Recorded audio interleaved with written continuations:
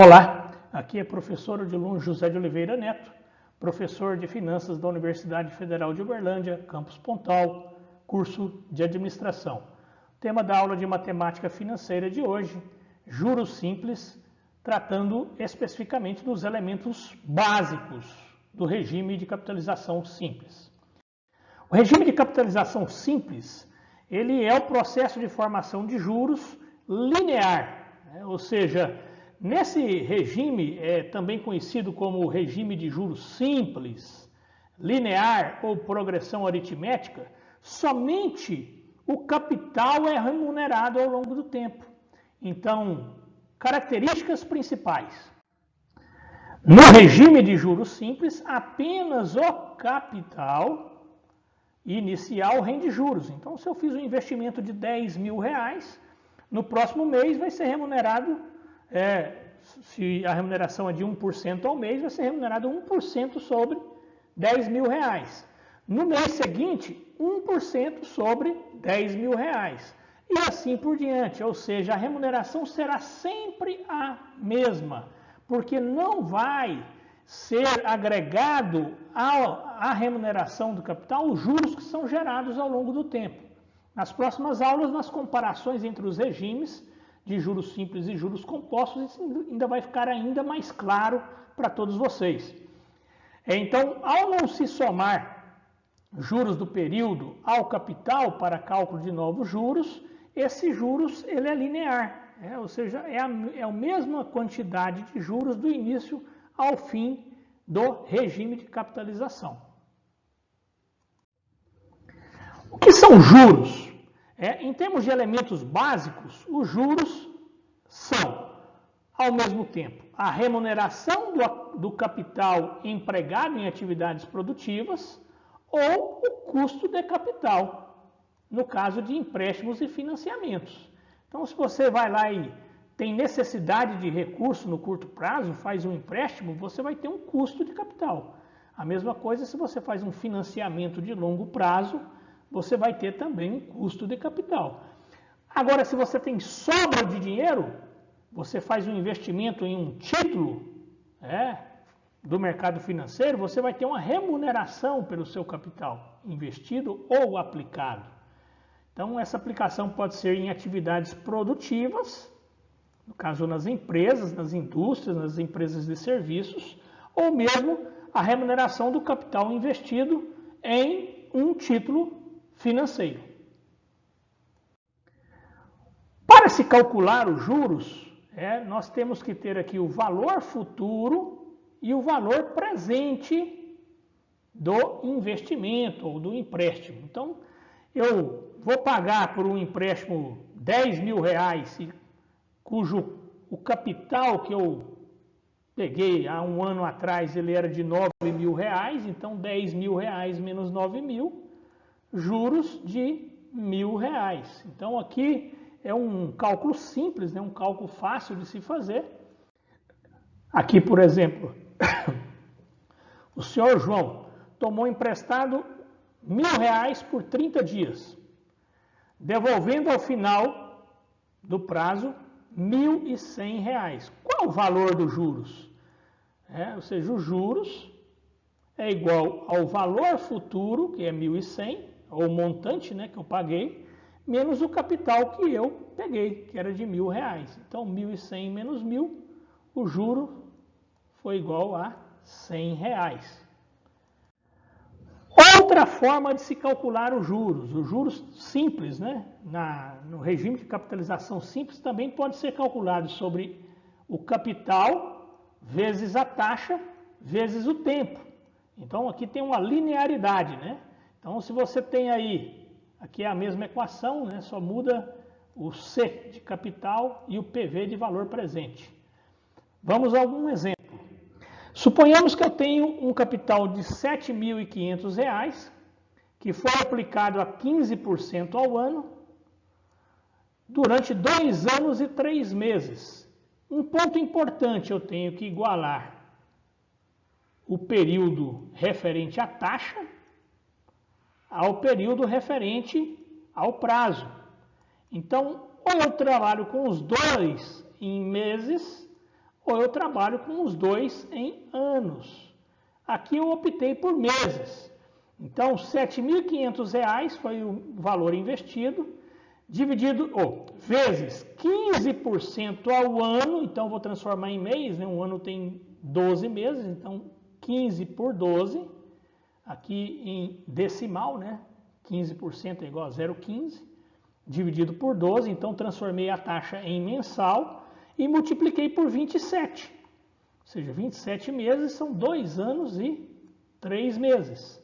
Então, 24 meses mais 3 meses, 27 meses. Aqui eu tive um juro de R$ 2.531,25. Outro elemento básico importante da matemática financeira, o capital, também conhecido como principal ou valor presente. A sigla prevê aqui a sigla mais comum nas calculadoras financeiras. É a quantia envolvida, né, numa operação financeira, que será emprestada ou aplicada em determinada data. Vamos a um exemplo. Aqui, para se calcular o valor presente, eu posso calcular tendo o valor futuro menos os juros. Se as informações que eu tenho são valor futuro, taxa e prazo, eu posso utilizar essa equação. Se as informações que eu tenho são juros, taxa de juros e período de tempo, eu utilizo essa equação. Então, eu vou utilizar uma das 3 equações de acordo com as informações que eu possuo. Nesse exemplo, eu quero saber qual o valor presente ou qual capital, né, emprestado que foi remunerado em R$18.000, ou seja, que gerou um juro de R$18.000, a 3% ao mês durante 2 meses. Então, eu tenho aqui juros, R$18.000. Tenho taxa de juros, que é 3% ao mês, e tenho prazo, que são 2 meses. Então, se eu tenho taxa e prazo na mesma unidade de tempo, meses, eu não preciso transformar nada. Então, vem aqui R$18.000 de juros, dividido por 3%, aqui na forma decimal, né, 0,03, vezes 2 meses. Então, calculando aqui, eu tenho o valor presente do empréstimo foi de 300 mil, ou seja, o valor emprestado foi de 300 mil. Outro elemento básico. O valor futuro, ou montante, que é a soma do capital inicial, mais os juros auferidos ao longo do tempo. Então, essa soma de capital e juros é o que nós denominamos como valor futuro. Para se calcular o valor futuro, então eu pego o capital mais os juros. Se eu derivar essa equação, essa primeira equação, eu tenho essa equação de baixo. O valor futuro é igual PV, PV vezes 1 é igual ao próprio PV. Então, eu tenho o fator de cima aqui. E o PV vezes I vezes N, eu tenho o elemento juros. Então, essa equação derivada aqui vai depender, né, da informação para saber qual que eu vou utilizar. No caso do primeiro exemplo, eu tenho um valor presente de R$85.000, que será aplicado durante 7 meses, ou seja, em um curto prazo, né, de 7 meses, a 2,5% ao mês. Todos esses exemplos, pessoal, são exemplos didáticos, né? Ou seja, essas taxas muitas vezes são superiores às taxas de remuneração do mercado de capitais, mercado financeiro, mas aqui é a título de exemplo. Então, eu vou pegar aqui R$85.000, que é o meu valor presente, vezes 1, mais a taxa, que é de 2,5% ao mês, aqui na forma decimal 0,025, vezes 7 meses. O meu valor futuro é de R$ 99.875. Então, aqui o cálculo do valor futuro. Em seguida, o próximo elemento básico da matemática financeira, de grande importância, é a taxa de juros. A taxa de juros pode representar o custo, no caso de um empréstimo ou financiamento, ou pode representar a remuneração percentual do capital, no caso de quê? De uma aplicação ou investimento. Então, eu chamo de custo quando eu tenho que pagar, eu chamo de remuneração quando eu tenho a receber. Ela é composta de um coeficiente de remuneração, que é um número, né? Um número qualquer, representado aqui também pelo percentual, e a unidade de tempo. Essa unidade de tempo pode ser ao mês, ao ano e assim por diante. Exemplo, eu posso ter aqui a taxa de juros mensal ou anual. Se eu tenho determinado volume de dinheiro que eu fui remunerado aqui, no caso juros, tenho o valor do capital investido e tenho tempo, eu vou ter como calcular com maior facilidade a minha taxa de juros. Se esse N é ao mês, ou são meses, a minha taxa de juros vai ser mensal. Se esse M informado for ao ano, a minha taxa de juros que eu vou calcular vai ser anual. Então, ela vai depender exatamente desse elemento, né? Ou seja, se o elemento aqui, período, é ano, a minha taxa calculada vai ser anual. Se ela é mês, minha taxa vai ser mensal. Vai ser determinada pela unidade de tempo. Então, 12% ao ano pode ser representado dessa forma ou da forma decimal.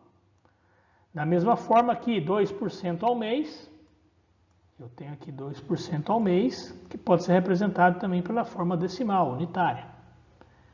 Ao semestre, 4% ao semestre, 4% A.S ou 0,04 AS. Então, são representações da unidade de medida da taxa de juros.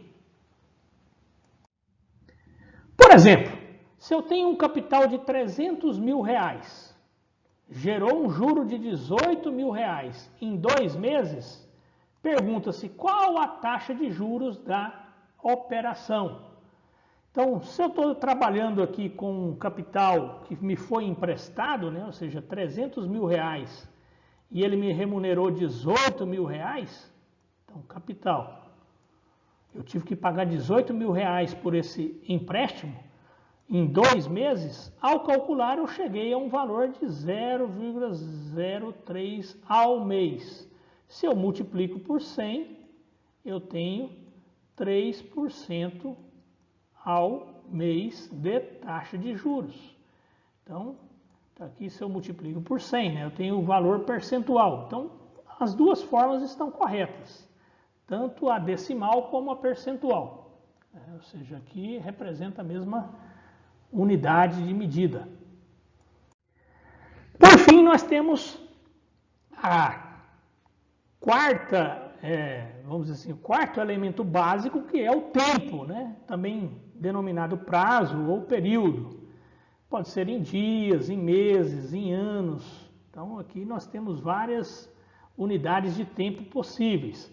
Na convenção comercial, um ano tem 360 dias e um mês 30 dias. Então, se eu multiplico 30 por 12, eu vou chegar a 360 dias. Essa é a unidade, ou seja, a convenção comercial, inclusive, que está presente na programação da maioria das calculadoras financeiras. Vamos a um exemplo de cálculo, né? Se eu quero descobrir quanto tempo determinado capital ficou aplicado para remunerar um determinado juros, eu vou utilizar essa equação. Vamos a um exemplo bem básico. Se eu tenho 300 mil reais que foi aplicado a 3% ao mês e me gerou 18 mil reais, pergunta-se qual o tempo necessário para que eu chegue a essa remuneração de 18 mil reais. Então, eu tenho aqui 18 mil reais são meus juros, 300 mil reais é meu capital investido e o I aqui representa a minha taxa de juros mensal. Se eu estou calculando a taxa de juros mensal, o meu prazo vai ser em meses. Então, se a taxa aqui é mensal, o prazo vai ser em meses.